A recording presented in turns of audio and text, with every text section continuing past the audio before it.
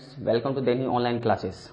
आज के वीडियो में मैं आपको त्रिभुज से संबंधित और अन्य पदों की जानकारी देने जा रहा हूं। आइए समझते हैं एक एक करके। सबसे पहले समझेंगे माध्यिका को। माध्यिका क्या चीज है? तो माध्यिका क्या है, मीडियन क्या होता है। मान लेते हैं ये कुछ त्रिभुज है,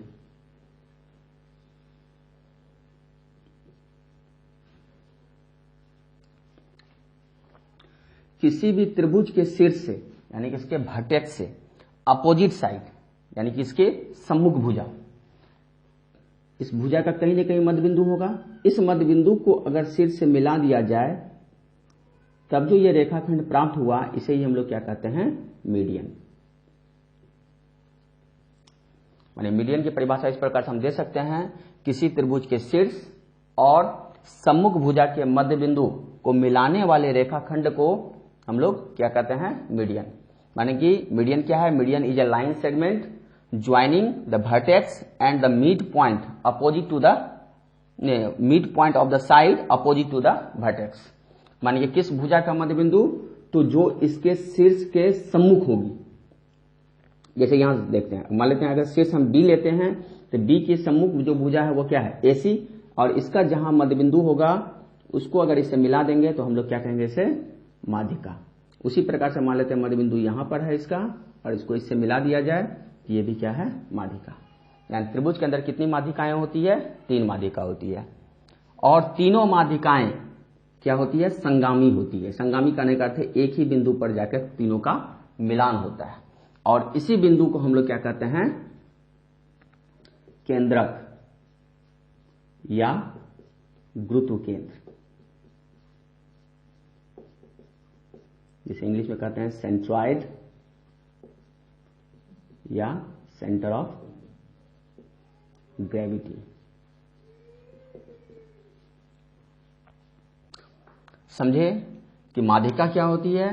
सबसे पहले तो माध्यिका को आप याद रखिएगा, माध्यिका क्या है, एक रेखाखंड है, और वह रेखाखंड प्राप्त किस प्रकार से होता है कि किसी भी त्रिभुज के शीर्ष और उस शीर्ष के सामने वाली जो भुजा होगी उसके मध्य बिंदु को मिलाने से यह प्राप्त होता है। उसी प्रकार से ये शीर्ष और इसके सामने वाली भुजा AC, शीर्ष अगर C लेते हैं तो इसके सामने वाली भुजा AB और इसका मध्य बिंदु F, अगर इसको मिला दिया जाए तो ये 3 माध्यिकाएं प्राप्त होगी। और तीनों माध्यिकाएं क्या होती है, कंकरेंट होती है। All 3 medians of a triangle are concurrent. और पॉइंट ऑफ कंकरेंसी यानी जहां पर मीटिंग पॉइंट है, उसी पॉइंट को हम लोग क्या कहते हैं, केंद्रक या गुरुत्व केंद्र कहते हैं। क्लियर। और गुरुत्व केंद्र को प्रायः G से हम लोग डिनोट करते हैं। तो मीडियन की परिभाषा और गुरुत्व केंद्र की परिभाषा दोनों मैंने आपको बता दिया। आप कॉपी, जब भी आप वीडियो देखते हैं तो कॉपी को सामने जरूर रखिए। मैं जो बात को बोलता हूं उसे आप तुरंत नोट कीजिए। फिर से मैं एक बार रिपीट कर देता हूं। मीडियन क्या है कि किसी भी त्रिभुज के शीर्ष और सामने वाली भुजा यानी सम्मुख भुजा के मध्य बिंदु को मिलाने वाले रेखाखंड को ही हम लोग क्या कहते हैं, माध्यिका कहते हैं, है ना। यानी कि median is a line segment joining by the vertex and the mid point of the side which opposite to the vertex. और ये तीनों माध्यिकाएं, ये तीनों मीडियंस जो है वो एक पॉइंट पर जाकर इंटरसेक्ट करता है, और यही इंटरसेक्शन पॉइंट जो है इसका, उसी को हम लोग कहते हैं सेंट्रॉइड या सेंटर ऑफ ग्रेविटी। अब इसमें आपको याद क्या सब रखना है। सबसे पहले तो परिभाषा आपको याद होनी ही चाहिए, उसके बाद हम लोग प्रॉपर्टी को याद करेंगे। अब तो जहां भी मान लेते हैं यह आपकी एक माध्यिका है और यह गुरुत्व केंद्र है, तो गुरुत्व केंद्र जो होता है वो अपने माध्यिका को 2:1 में डिवाइड करता है, यानी AG/GD इज इक्वल टू 2:1। उसी प्रकार से BG/GE 2:1। CG हमेशा ये जो 2 पार्ट होगा वो हमेशा वर्टेक्स के साइड से होगा। CG/GF is equal to 2:1। Main ये पॉइंट है। और इसके बाद आपको याद रखना है कि अगर आपका इक्विलैटरल ट्रायंगल है यानी समबाहु त्रिभुज है, अगर आपका यह समबाहु त्रिभुज है, तो समबाहु त्रिभुज है तो इसका अर्थ ये तीनों भुजा आपस में समान लंबाई का है। इस पर जो मीडियन आएगा तो AD, BE, CF,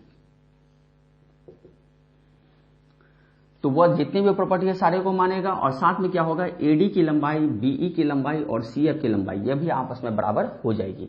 यानी हम कह सकते हैं कि किसी भी समबाहु त्रिभुज की तीनों माध्यिकाएं समान लंबाई की होती है। यानी एक की लंबाई अगर पता चल जाए तो बाकी अन्य दो की लंबाई हम लोग बता सकते हैं। उसी प्रकार से समद्विबाहु त्रिभुज में जो आपका आइसोस्केलेस ट्रायंगल है, और आइसोस्केलेस ट्रायंगल को जान रहे हैं कि इसमें दो साइड क्या होता है, इक्वल होता है। मान लेते हैं ये दोनों साइड इक्वल है, तो इस इक्वल साइड पर जो मीडियन आएगा, इक्वल साइड पर जो इसका इक्वल साइड है, समान भुजा जो है, उस पे जो मीडियन आएगी वह दोनों मीडियन की लंबाई आपस में बराबर होगी। लेकिन असमान भुजा यानी जो अनइक्वल है, मान लेते हैं ये आपका अनइक्वल है, तो अनइक्वल पे जो आपका मीडियन आएगा उसमें भी एक विशेष गुण होता है कि वह इसके ऊपर परपेंडिकुलर होता है।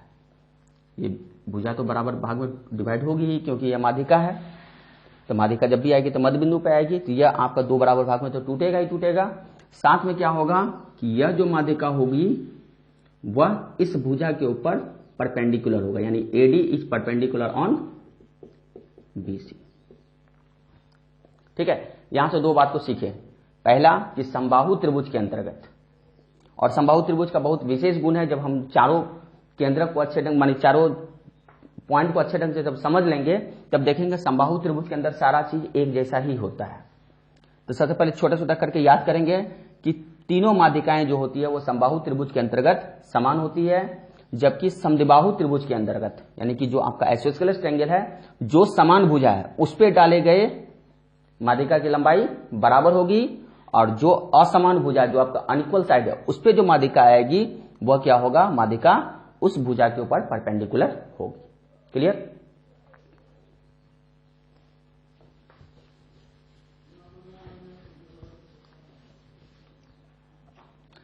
अब दूसरे पॉइंट को हम लोग समझते हैं अल्टीट्यूड। इसको परपेंडिकुलर भी कहा जाता है, इसे हाइट भी कहा जाता है, यानी कि शीर्ष लंब, या सिंपली लंब का भी प्रयोग अगर किया जाए तो शीर्ष लंब ही है। अब देखेंगे शीर्ष लंब क्या चीज है।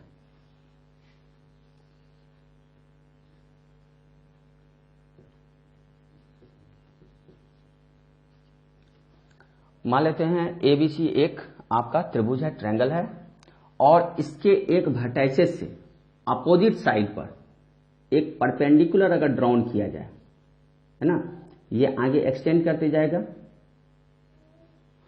यानी एक्चुअल में इसी को हम लोग क्या कहते हैं, शीर्ष लंब। यानी कि कह सकते हैं कि किसी त्रिभुज के शीर्ष से गुजरने वाली वैसी किरण जो सम्मुख भुजा पर लंबवत भी हो, है ना, यानी कि altitude is a ray which is passing from the vertex and which is perpendicular on the opposite to the perpendicular on the side opposite to the vertex. माने कि कहने का अर्थ है कि किसी त्रिभुज के शीर्ष से एक ऐसा किरण गुजरे जो सामने वाले भुजा पर परपेंडिकुलर हो जाए, तब इसे हम लोग क्या कहते हैं, शीर्ष लंब। तो शीर्ष लंब एक्चुअल में हम लोग ये इतना ही लेते हैं क्योंकि शीर्ष लंब की हम लोग लंबाई लेते हैं। तो शीर्ष लंब की लंबाई कहां से कहां तक होगी कि किसी भी त्रिभुज के शीर्ष और जो वह किरण गुजर रही है जहां पर वह लंबवत है साइड पर, उस बिंदु तक के लंबाई को ही हम लोग क्या कहते हैं, शीर्ष लंब। तो शीर्ष लंब के रूप में हम लोग इसको नहीं लेते हैं, लेकिन एक्चुअल में शीर्ष लंब अल्टीट्यूड क्या होता है, वह आपका एक किरण है, वह आपका एक रे है ना, लेकिन हम लोग इसे एक रेखाखंड के रूप में ही लेंगे क्योंकि हम एक निश्चित लंबाई को लेना चाह रहे हैं। तो इस शीर्ष से डाला गया, अब ऐसा भी हो सकता था इस शीर्ष से इस पे लंब डालते हैं, और जब इस शीर्ष से डालते हैं तो देखेंगे यहां भी कि तीनों शीर्ष लंब यानी कि all three altitudes are also concurrent. यह भी क्या होती है, संगामी होती है, यानी कि तीनों का मिलान एक बिंदु पर जाकर होता है, और इस बिंदु को हम लोग क्या कहते हैं, लंब केंद्र, ऑर्थो सेंटर। इसको हम लोग क्या कहते हैं, ऑर्थो सेंटर। यानी कि आपसे अगर लंब केंद्र की परिभाषा पूछी जाएगी तो आप क्या बताइएगा किसी भी त्रिभुज के तीनों शीर्ष लंब जिस बिंदु पर मिलते हैं उसे हम लोग क्या कहते हैं, लंब केंद्र। क्लियर। अब देखिए गुरुत्व केंद्र की बात करेंगे। माध्यिका जब भी आएगी वह त्रिभुज के अंदर में आएगी, इसलिए उसका मिलान भी जो होगा, वो जो बिंदु प्राप्त होगी वह भी कहां होगा, अंदर में होगा। इसलिए गुरुत्व केंद्र हमेशा त्रिभुज के इंटीरियर पार्ट में होते हैं, यानी त्रिभुज के अंदर होता है। लेकिन लंब केंद्र क्या है, वह अलग अलग त्रिभुज पर डिपेंड करेगा और अलग अलग त्रिभुज के हिसाब से उसका लंब केंद्र पता चलेगा। वह कभी त्रिभुज के अंदर भी होगा, कभी त्रिभुज का एक शीर्ष भी बन जाएगा, कभी त्रिभुज के बाहर भी जाएगा। अब देखते हैं किस किस ट्रायंगल में कैसा कैसा होता है।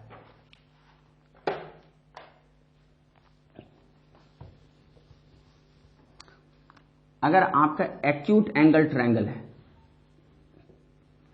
एक्यूट एंगल ट्रायंगल समझ रहे हैं कि वैसा ट्रायंगल जिसका तीनों एंगल क्या हो, एक्यूट एंगल हो, है ना, यानी तीनों कोण आपका न्यून कोण हो, उसे हम लोग क्या कहते हैं, न्यून कोण त्रिभुज कहते हैं। इससे पहले वाले वीडियो में सब बताया गया है। और समकोण त्रिभुज भी समझ रहे हैं, वैसा त्रिभुज जिसका एक कोण समकोण हो, और अधिक कोण त्रिभुज भी समझ रहे हैं, वैसा त्रिभुज जिसका एक कोण अधिक कोण हो। अब देखिए इसमें जब भी लंब केंद्र होगा तो वो क्या होगा, त्रिभुज के अंदर आएगा।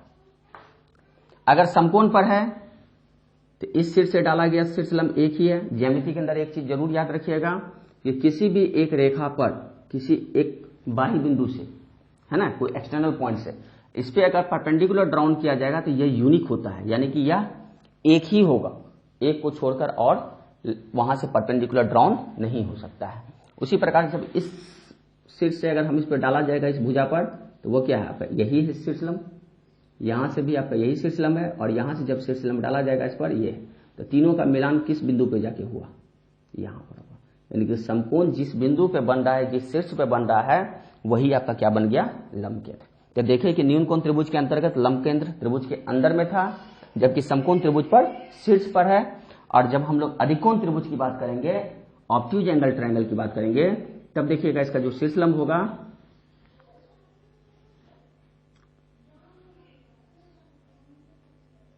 वह जाके कटान बाहर में देगा, यानी कि यहां प्राप्त होगा। यानी कि यहां से आप 3 पॉइंट को जरूर याद रखिए कि न्यून कोण त्रिभुज के अंतर्गत माने कि जो आपका ऑर्थो सेंटर है वह त्रिभुज के इंटीरियर पार्ट में होगा। अगर समकोण त्रिभुज है तो शीर्ष पे होगा, और अगर आपका अधिकोण त्रिभुज है तो वह बाई भाग में मिलेगा, यानी कि एक्सटीरियर पार्ट में ट्रायंगल के बाहर होगा। ठीक है।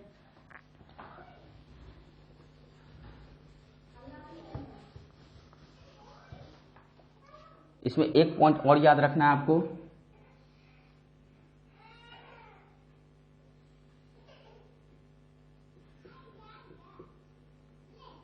अगर सपोज आपको पता है ये ऑर्थो सेंटर है, ये क्या है, ऑर्थो सेंटर।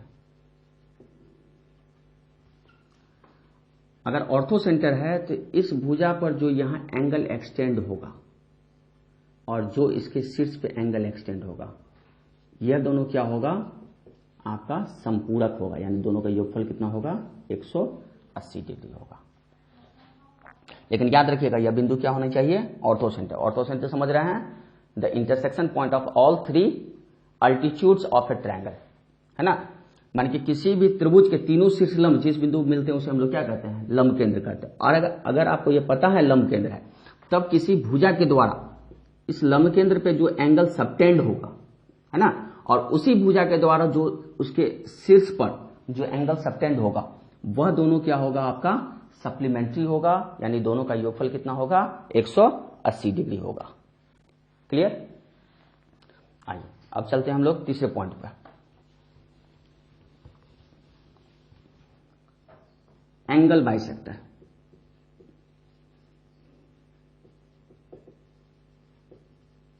यानी कि कोण अर्धक कहिए या कोण समद्विभाजक कहिए।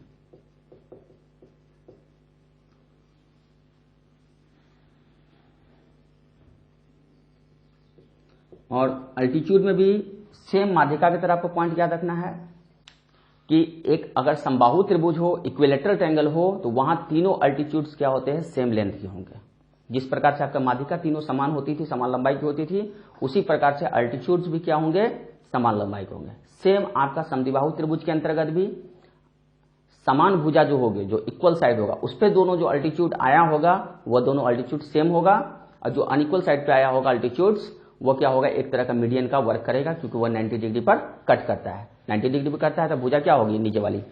अगर मान लेते हैं ये समद्विबाहु त्रिभुज है और ये आपका इक्वल साइड है और ये आपका अनइक्वल साइड है, इस पे जो आपका अल्टीट्यूड्स आएगा, तो अभी आप जस्ट पढ़े थे कि अगर ये मीडियन होता था तो 90 डिग्री पे कट करता था, और अगर ये 90 डिग्री पे आ रहा है तो ये ऑटोमेटिक इक्वल पार्ट्स में डिवाइड हो जाएगा। इट मीन्स ये मीडियन का वर्क भी करेगा। यानी कह सकते हैं इस पर आपका ऑर्थो सेंटर और सेंट्रॉइड दोनों इसी के ऊपर आएगा, क्योंकि यह आपका एक प्रकार का माध्यिका भी बन जाएगी और आपका अल्टीट्यूड तो है ही, है ना। कहां पर, तो समद्विबाहु त्रिभुज में, और कहां पर, तो अनइक्वल साइड के ऊपर अगर ये काम हो रहा है। इक्वल पे जो आएगा वो दोनों का लेंथ सेम होगा, माध्यिका में भी लेंथ सेम होती थी और अल्टीट्यूड्स में भी लेंथ सेम होगा। क्लियर। तो कुछ ये सब तथ्य है जो सब में एक कॉमन सा चलता है। जब आप एक किसी को पकड़ लीजिएगा तो धीरे धीरे सब में फॉलो होगा, और जब आप ट्रायंगल के अंदर कॉन्ग्रुएंसी को पढ़ लीजिएगा तो ये सब पॉइंट आपको याद करने की जरूरत नहीं, क्योंकि कॉन्ग्रुएंसी के अंदर ही इस चीज को प्रूव करते हैं कि ऐसा क्यों होता है। और रह गई बात विषम बाहु त्रिभुज की, तो जो आपका स्केलन ट्रायंगल है तो वहां क्या है, तीनों साइड्स उसका अनइक्वल है, इसलिए उस पर तीनों जो आपका मीडियंस आएगा, माध्यिका जो आएगी वह भी क्या होगी, तीनों असमान लंबाई की होगी। और अगर अल्टीट्यूड भी आता है तो तीनों क्या होगा, असमान। समबाहु त्रिभुज में याद रखना है तीनों सेम होगा, सेम लेंथ का होगा। साइड के इक्वल होगा या नहीं होगा ये क्लियर नहीं है, लेकिन वह तीनों आपस में सेम लेंथ का होगा। उसी ढंग से आपका अल्टीट्यूड भी अगर है तो वह भी तीनों सेम लेंथ का होगा, और एंगल बाइसेक्टर है वह भी सेम लेंथ का होगा। जब परपेंडिकुलर बाइसेक्टर ऑफ साइड पढ़ेंगे तो वहां भी क्या होगा, वह तीनों सेम लेंथ का। समबाहु त्रिभुज में सब कुछ सेम होता है।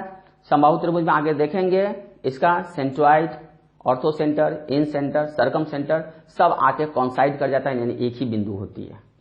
और समद्विबाहु त्रिभुज में सेम चलेगा, जहां जहां आपका समान भुजा होगी, जो जो सेम लेंथ की साइड होगी, उस पर आए गए मीडियंस हो, अल्टीट्यूड्स हो, एंगल बाइसेक्टर हो, यह सब सेम लेंथ का होते चला जाएगा। उसी प्रकार से जब आपका स्केलन ट्रायंगल होगा यानी विषमबाहु त्रिभुज होगी, वहां तीनों असमान होते चली जाएगी। क्लियर। तो सब में एक कॉमन सा चीज है, तो हम आपको सिर्फ बता रहे हैं कि एंगल बाइसेक्टर को समझिए, उससे जो पॉइंट उसका इंटरसेक्शन हो रहा है उसको समझिए, फिर बाकी सारे ट्रायंगल पे धीरे धीरे एप्लीकेबल कीजिए उसको। चलिए कोण समद्विभाजक को समझते हैं। कोण समद्विभाजक क्या है, अगर यह आपका एक कोण है, एक ऐसा किरण जाए इसी शीर्ष से गुजरे जो इस कोण को दो बराबर भाग में तोड़ दे। इससे पहले वाले वीडियो में भी मैंने आपको सिखाया था कोण समद्विभाजक क्या होता है। वैसा किरण जो कोण को दो बराबर भाग में तोड़ दे, यानी कि यह दोनों का मैग्नीट्यूड सेम हो जाए, तब इसे ही हम लोग क्या कहेंगे, कोण समद्विभाजक। और कोण समद्विभाजक की लंबाई की बात अगर करते हैं तो लंबाई हम यहां से शीर्ष से लेकर जिस भुजा पर इंटरसेक्ट किया वहीं तक लेंगे, इसको हम लोग छोड़ देते हैं। ठीक है। उसी प्रकार से इसका भी कोण समद्विभाजक होगा, उसी प्रकार से इस कोण का भी कोण समद्विभाजक होगा।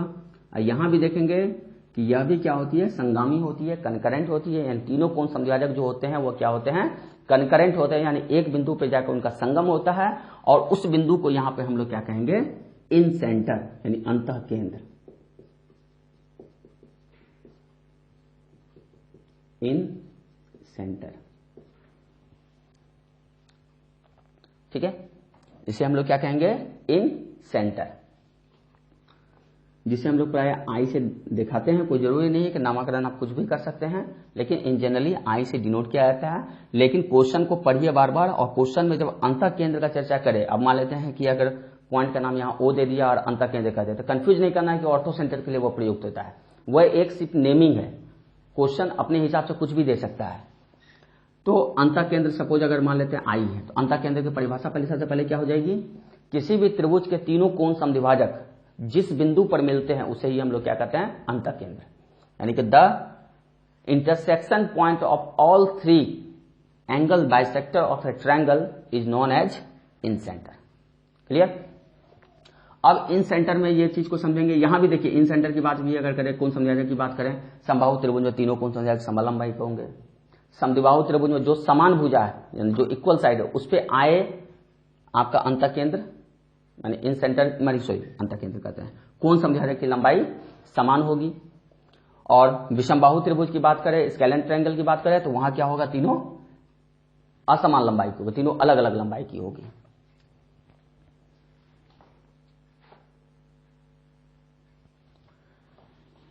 अब इसमें एक चीज जरूर याद रखिए, देखिए होता क्या है, अब इसी से हम लोग पढ़ेंगे कि इसके माध्यम से, इस केंद्र के माध्यम से हम एक ऐसा यहां पर सर्किल ड्रॉन हो सकता है जो इसके साइड को टच करे, है ना। और इस सर्किल को हम लोग क्या कहते हैं, इन सर्किल यानी अंतःवृत्त, अंतःवृत्त। और इसी के केंद्र को अंतःत्रिज्या, इसी के केंद्र को अंतःकेंद्र इन सेंटर, और इसी के त्रिज्या को हम लोग कहेंगे अंतःत्रिज्या यानी कि इन रेडियस। तो देखिए यह भी एक रेडियस है क्योंकि वृत्त को छू रहा है और केंद्र से है ना, टचिंग का है, तो ये आपका रेडियस है, यह भी आपका रेडियस है, यह भी आपका रेडियस है, यानी ये तीनों क्या होगा, सेम होगा। तो इसी चीज को आपको बोले थे कि आप याद रखिएगा, कहीं भी अंतःकेंद्र से जो आपका डिस्टेंस ये साइड की ओर है, ये सब क्या होगा, तीनों समान लंबाई का होगा, है ना। वजह क्या था, क्योंकि इससे एक इन सेंटर होगा और ये तीनों आपका इन रेडियस का वर्क कर रहा है ना। यह आपका अंतःत्रिज्या है। और आप जानते हैं कि किसी वृत्त के अंदर असंख्य त्रिज्याएं पाई जाती है और वह सब आपस में समान लंबाई का होता है। एक पॉइंट इसमें और याद रखना है आपको, क्वेश्चन बनाने के दरमियान में आएगा। मान लेते हैं कि यह कोई त्रिभुज है और यहां पर यह आपका इन सेंटर है, अगर इसको मिलाते हैं तो यहां का जो कोण है, अगर इसे आपको निकालना पड़े एंगल BIC, तो क्या होगा, 90 degree plus half angle A। इस कोण का अर्धक 90 में जुट जाएगा, वह जो भी देगा वह इस कोण का मेजरमेंट होगा। अभी लंब केंद्र में देखे थे यह दोनों संपूरक था, तो सारे पॉइंट को याद रखने का, लंब केंद्र रहेगा तब संपूरक, अगर यह अंतः केंद्र रहा तब कैसा रिलेशन एग्जिस्ट करेगा, वो इस प्रकार का रिलेशन एग्जिस्ट करेगा। यहां पे एक पॉइंट और जरूर याद रखिएगा, कभी कभी ऐसा भी क्वेश्चन पूछा जाता है, मान लेते इसको आगे बढ़ा दिए इस भुजा को, तो ये बाई कोण हुआ, तो बाई कोण का समद्विभाजक, ये समद्विभाजक ही है ना, लेकिन यहां पे क्या था, अंतः कोण का समद्विभाजक, यहां क्या है, बाई कोण का समद्विभाजक। यह भी जाके कहीं मिलेगा, मान लेते इस बिंदु पे आके मिला, इसे हम लोग अंतः केंद्र नहीं कहेंगे, लेकिन यह बाई कोण का समद्विभाजक है। तो आपको एक पॉइंट याद रखना, जब आप इस चीज को याद रखिएगा तो यहां पर इस चीज को भी याद रखिए, क्वेश्चन कभी इस पे ही पूछ देता है, क्वेश्चन कभी इससे भी पूछा जाता है। अगर अंतः कोण का, ये अंतः कोण है, अंतः कोण का समद्विभाजक है तो ये ऐसा रिलेशन एग्जिस्ट कराएगा। अगर बाई कोण का समद्विभाजक है तब जो यहां कोण बनेगा, है ना, तो एंगल BIC बराबर यहां क्या होगा, 90 डिग्री, यहां हो जाएगा minus half angle A। Clear. अगर अंतः कोण का समद्विभाजक है तो यह रिलेशन एग्जिस्ट कराएगा, अगर बाई कोण का समद्विभाजक है तो यह रिलेशन एग्जिस्ट कराएगा। क्लियर।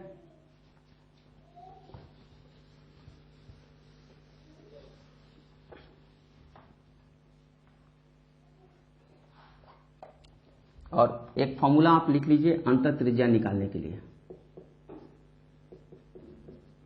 है ना। अगर कभी कभी अंतःत्रिज्या समझ ही गए, अंतःवृत्त की त्रिज्या को अंतःत्रिज्या कहते हैं। अंतःत्रिज्या अगर निकालने के लिए कहेगा तो क्या हो जाएगा, त्रिभुज का क्षेत्रफल बटे त्रिभुज का अर्ध परिमाप, माने area of triangle bye semi perimeter of the triangle, है ना। माने इस दोनों का जो अनुपात होगा वही क्या देगा, अंतःत्रिज्या। तो कभी कोई क्वेश्चन में आपको अंतःत्रिज्या निकालने आएगा तो इसे फॉर्मूला की तरह याद कर लीजिए कि अंतःत्रिज्या बराबर क्या होगा, किसी भी त्रिभुज का क्षेत्रफल, में जिस त्रिभुज का आप निकाल रहे हैं उस त्रिभुज का क्षेत्रफल और उसी त्रिभुज का अर्ध परिमाप, अर्ध परिमाप में पेरीमीटर का हाफ। क्लियर। चलिए अगले पार्ट को पढ़ते हैं, परपेंडिकुलर बाइसेक्टर ऑफ साइड, यानी कि भुजाओं का लंब समद्विभाजक। तो भुजाओं का लंब समद्विभाजक यानी भुजा को समद्विभाजित भी करे और साथ साथ में लंब भी हो। मान लेते हैं इसका मध्य बिंदु यहां पर है और ये इस प्रकार से गुजर गए। तो यह कोई जरूरी नहीं है कि शीर्ष होकर ही जाए, वह अलग अलग त्रिभुज के विशेष गुण पर डिपेंड करेगा। कभी शीर्ष से होकर भी गुजरेगा, जैसे कि आपका समबाहु त्रिभुज के अंदर या समद्विबाहु त्रिभुज के अंदर।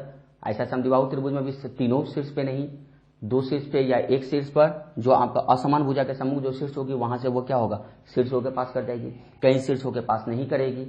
तो आपको भुजाओं का लंब समद्विभाजक समझना है तो वो क्या है कि किसी भी त्रिभुज के भुजाओं का लंब समद्विभाजक, तीनों भुजाओं का लंब समद्विभाजक है ना, वो भी क्या होता है,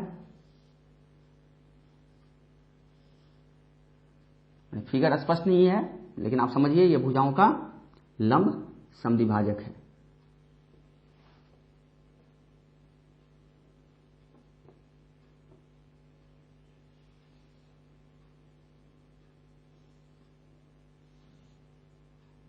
ये भी क्या होता है, एक बिंदु पाकर कट करता है ना। तो देखे थे तीनों माध्यिकाएं आके एक बिंदु पर मिलती थी, तीनों अल्टीट्यूड्स आके एक बिंदु पर मिलता था, तीनों कोण समद्विभाजक एक बिंदु पर मिलता है और तीनों भुजाओं का लंब समद्विभाजक भी एक बिंदु पर मिलता है। तो सब में एक जैसा ही चीज है, खाली बस वो मिलन बिंदु जो है, बिंदु का जो नामकरण है वो अलग अलग तथ्य के आधार पर अलग अलग जगह। माध्यिका आई तो गुरुत्व केंद्र बना, अल्टीट्यूड्स आया तो ऑर्थोसेंटर बना, कोण समद्विभाजक आया तो अंतः केंद्र बना, और अगर भुजाओं का लंब समद्विभाजक आया तो इसे हम लोग क्या कहेंगे, परिकेंद्र। परिकेंद्र यानी सर्कम सेंटर। सर्कम सेंटर क्या है, circum centre is the point of intersection of all three perpendicular bisector of sides, है ना। यानी त्रिभुज के तीनों भुजाओं के लंब समद्विभाजक जिस बिंदु पर जाकर मिलते हैं उसे हम लोग क्या कहते हैं, परिकेंद्र कहते हैं। और परिकेंद्र से ही इसको हम केंद्र मानते हुए, और इसका देखिएगा इससे दूरी और इससे दूरी, यानी कि परिकेंद्र का जो डिस्टेंस होगा वो वर्टेक्स से वो सेम लेंथ का होगा। यानी कि अगर बाई हम मान लेते हैं ये O है तो ओ ए का लेंथ, ओ बी का लेंथ और ओ सी का लेंथ आपस में बराबर होगा, क्योंकि इसको केंद्र लेते हुए हम एक ऐसा वृत्त इस पे स्क्रैच कर सकते हैं जो इसके तीनों शीर्षों को लेता हो, और यह भी क्या बन जाएगी, परित्रिज्या। ये क्या है, परित्रिज्या। इस वृत्त को हम लोग क्या कहेंगे, सर्कम सर्किल। सर्कम सर्किल यानी कि परिवृत्त, ठीक है, परिवृत्त, परिकेंद्र, और यह जो त्रिज्या होगी इसकी वो क्या कहलाएगी, परित्रिज्या। और परित्रिज्या निकालने का, परिवृत्त की त्रिज्या निकालने का, परित्रिज्या निकालने का फॉर्मूला है, जैसे अंतः त्रिज्या निकालने का फॉर्मूला था, क्या था, त्रिभुज का क्षेत्रफल बटे त्रिभुज का यानी सेमी पेरीमीटर, है ना, अर्ध परिमाप।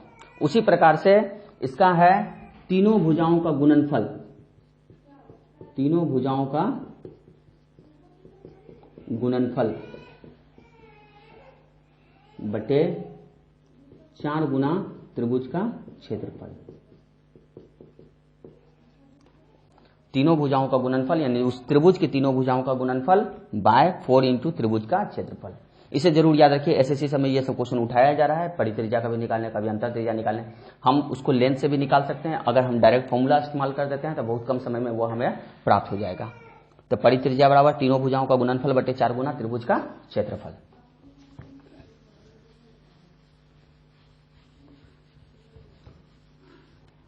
अब इसमें एक चीज और भी याद रखना है, मान लेते हैं अगर ये समकोण त्रिभुज है तो समकोण त्रिभुज में परिकेंद्र जो होता है वो कर्ण का मध्य बिंदु होता है, माने वो जो कर्ण होगा, हाइपोटेन्यूज होगा, उसका मिड पॉइंट होगा। क्यों होगा, तो ऐसे भी आप सोच सकते हैं, ये अगर नहीं होगा तो यहां से यहां तक का लेंथ एक परित्रिज्या, यहां से यहां तक का लेंथ एक परित्रिज्या, यहां से यहां तक का लेंथ एक परित्रिज्या, यहां पर कट करके गया, तो यह क्या है, आपका तीनों परित्रिज्या है, इसीलिए यह क्या होगा, आपस में समान होगा। ठीक है, याद रखिएगा किसी समकोण त्रिभुज में समकोण से जो माने परिकेंद्र कहां प्राप्त होगा, तो कर्ण का मध्य बिंदु, है ना।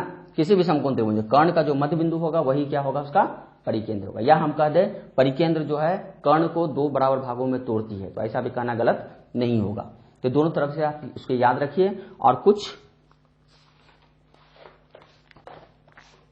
समबाहु त्रिभुज के गुण हैं, उसको आप नोट कर लीजिए या याद कर लीजिए। ये समबाहु त्रिभुज में भी एप्लीकेबल है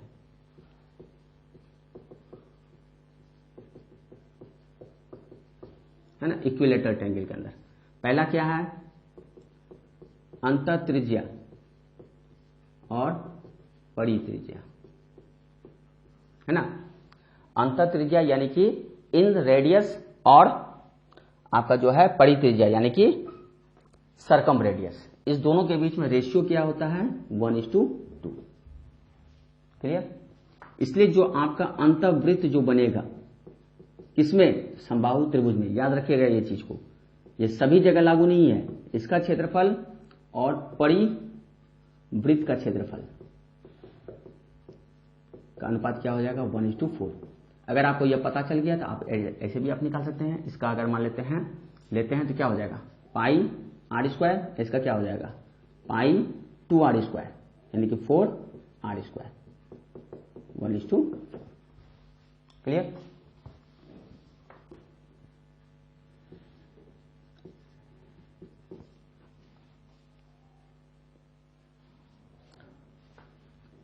अंतः त्रिज्या और परित्रिज्या,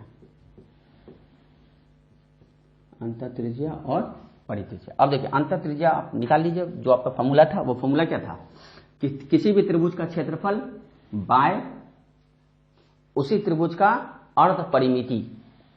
तो अब मान लेते समबाहु त्रिभुज के केस में तीनों भुजा बराबर होती है। त्रिभुज का क्षेत्रफल क्या होता है, 3/4 इंटू साइड स्क्वायर। बाय क्या करेंगे, उसका सेमी पेरीमीटर। तो पेरीमीटर कितना होगा, 3a/2, 3a/2, 2 पर चला गया, ये √3 कैंसिल हो गया, यहां से a कैंसिल हो गया, यानी क्या बचा, a/2√3। इसे डायरेक्ट याद रखेंगे हम लोग कि किसी भी समबाहु त्रिभुज के अंतः त्रिज्या क्या होती है, a/2√3। अगर आप इस फॉर्मूले को भी याद रखें तो वहां से भी आप इसे निकाल सकते हैं। अब परित्रिज्या की बात करेंगे। परित्रिज्या क्या था, तीनों भुजाओं का गुणनफल, यहां a ही है तो a3/4 इंटू ट्रायंगल का क्षेत्र मान कि आपका एरिया, तो √3/4 इंटू साइड स्क्वायर, 4 ऊपर चला गया, यानी a/√3। और यह किस में लागू होगा, सिर्फ और सिर्फ समबाहु त्रिभुज में। और इन्हीं बातों के साथ आज का वीडियो मैं समाप्त कर रहा हूं। आज आपने 4 अलग अलग तरह के बिंदुओं को समझा जो त्रिभुज के अंदर पाया जाता है। और एसएससी में प्राय देखिएगा क्वेश्चन जो एडवांस से पूछा जा रहा है वो सबसे ज्यादा क्वेश्चन यहां से निकाला जा रहा है। और क्वेश्चन बहुत ही आसान मिलेगा। जब मैं क्वेश्चन पे आऊंगा आप देखिएगा, क्वेश्चन बनाना बड़ा मजा आएगा। लेकिन क्वेश्चन बनाने से पूर्व आपकी तैयारी 100% होनी चाहिए। 100% करने का अर्थ है आप इन सारे चीजों को अच्छे भली भांति समझ रहे हैं, यानी परित्रिज्या समझ रहे हैं, अंतः केंद्र समझ रहे हैं, लंब केंद्र समझ रहे हैं, गुरुत्व केंद्र समझ रहे हैं, गुरुत्व केंद्र का क्या संबंध है। और एक चीज ये याद रखिएगा, समबाहु त्रिभुज के अंतर्गत जो माध्यिका है वही शीर्ष लंब है, वही कोण समद्विभाजक है, वही भुजाओं का लंब समद्विभाजक है। इसका अर्थ है कि जो आपका गुरुत्व केंद्र मिलेगा, अंतः केंद्र मिलेगा, लंब केंद्र मिलेगा, परिकेंद्र मिलेगा, ये सब क्या होगा, एक समान होगा, यानी सब एक दूसरे के ऊपर संपाती होगा, यानी सब एक ही होगा। हाँ, तो समबाहु त्रिभुज के अंदर जितने भी तरह के बिंदु पाए जाएंगे, वह गुरुत्व केंद्र हो, लंब केंद्र हो, परिकेंद्र हो, अंतः केंद्र हो, यह सब क्या होगा, संपाती होगा। यानी कि सब जो माध्यिका है वही उसका अंतः केंद्र, जो माध्यिका है वही उसका शीर्ष लंब है, वही उसका कोण समद्विभाजक है, वही उसका भुजाओं का लंब समद्विभाजक, यानी सब एक ही रेखा, यानी एक रेखा ही आएगी। वही आपका माध्यिका भी समझेंगे, उसी को हम लोग अल्टीट्यूड भी समझेंगे, उसी को हम लोग कोण समद्विभाजक भी समझेंगे।